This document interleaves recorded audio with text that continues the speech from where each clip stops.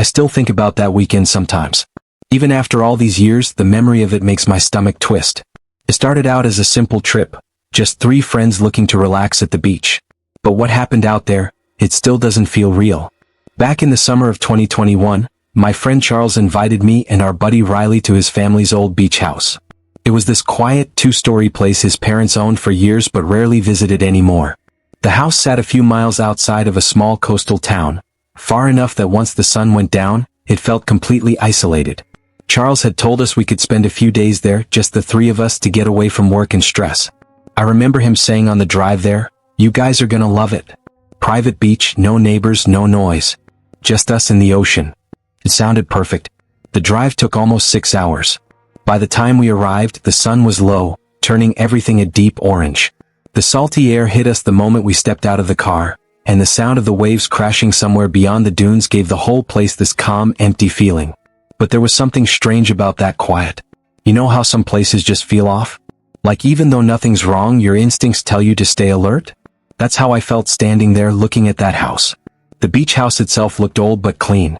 White siding, blue shutters, and a wraparound porch with a creaky swing. It wasn't fancy, but it had this charm, like a place meant for family vacations. Except now it stood there completely alone. Inside, everything smelled faintly of salt and wood polish. There were old photos of Charles's parents, a few faded seashell decorations, and a huge glass door that led straight out to the deck overlooking the dunes. You could see the ocean from there, but beyond the first few feet of sand, it was just emptiness. No streetlights. No houses. Just miles of darkness. That first evening was peaceful. We grilled food on the deck, listened to music, and talked for hours. The sound of the waves mixing with the crackling fire made it almost perfect. I remember thinking maybe this was exactly what we needed. When night came though, the energy changed. It's hard to explain. But once the sun went down, the beach went silent. Completely silent. No waves, no wind, not even the sound of insects. It felt unnatural. Like the whole area was holding its breath. Riley even joked about it. "Maybe the ocean's haunted," he said, laughing. But none of us really laughed back. We stayed up late, playing cards in the living room. Around midnight, Charles decided to step out to grab another drink from the kitchen, when he froze mid-step. "Do you guys hear that?" he whispered. At first I didn't.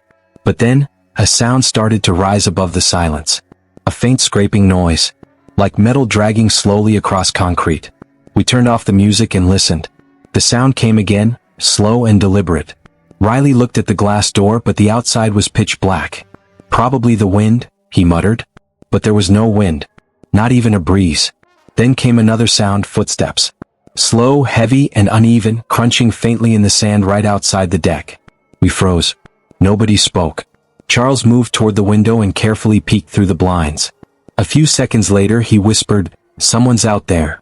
My heart dropped. I walked over and looked too. Under the faint glow of the porch light, we saw him. A tall figure stood near the dunes, facing the house. He was completely still, just watching. His clothes were dark and loose, maybe a hoodie or jacket, and in one hand he was holding something long. At first, I thought it was a fishing pole, until he shifted slightly and the light caught the edge of it. It was a shovel. For a moment, none of us moved. It felt like time stopped. Charles slowly reached for the lock on the glass door and twisted it shut. The sound of the click echoed in the silence. Riley quietly turned off the lamps, and the room went dark except for the faint blue glow of the TV. We crouched down behind the couch, trying to stay low. I peeked through the blinds again. The man was still there, just standing. Then, slowly, he turned and walked toward the dunes, disappearing into the darkness. We didn't sleep that night. Every small noise made us jump. Around 3 a.m., Charles finally said, "We should leave in the morning. I'm not staying another night." Riley agreed immediately. When the sun came up, we decided to check outside. The air was cold and damp. There were fresh footprints in the sand, deep, heavy ones leading from the dunes straight toward the deck. But there were no footprints going back. It was like he'd walked right up to the house, and vanished. We packed up and left before noon. None of us said much on the drive home. I think we were all trying to convince ourselves it wasn't as bad as it seemed. Maybe it was some guy out for a night walk. Maybe we just imagined parts of it. But what happened a few days later killed that thought completely. Charles called me on a Tuesday night. I remember because I was halfway through dinner when my phone started buzzing nonstop. When I answered, his voice was shaking. He said he had gone back to the beach house earlier that day. His parents had asked him to grab a few things they'd left behind, Some old family documents, I think. When he arrived, the front door was still locked. But the back door, the one that led out to the deck, was wide open. The lock had been completely snapped off. Inside, it looked like someone had gone through everything. Drawers were pulled out, chairs knocked over, cabinets left open.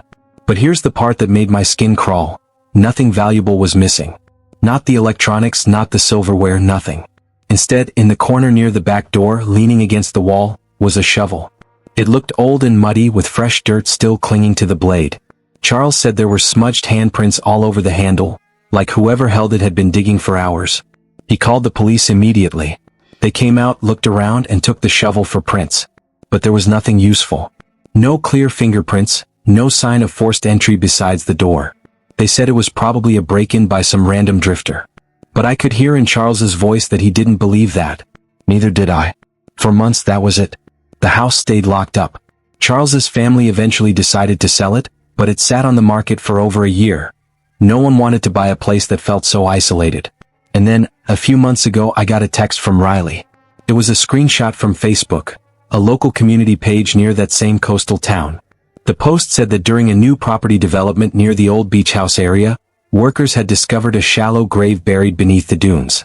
Inside were what police called human remains likely buried several years ago. The post didn't say much more.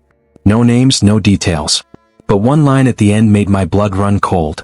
A rusted shovel was recovered nearby. I just stared at the screen for a long time. The same tool that man had been holding, the same kind of shovel left inside that house. I don't know who that man was or what he was doing out there that night. But I'm convinced of one thing, he wasn't there for us. We just happened to show up on the wrong weekend at the wrong place. He wasn't watching us. He was watching the ground.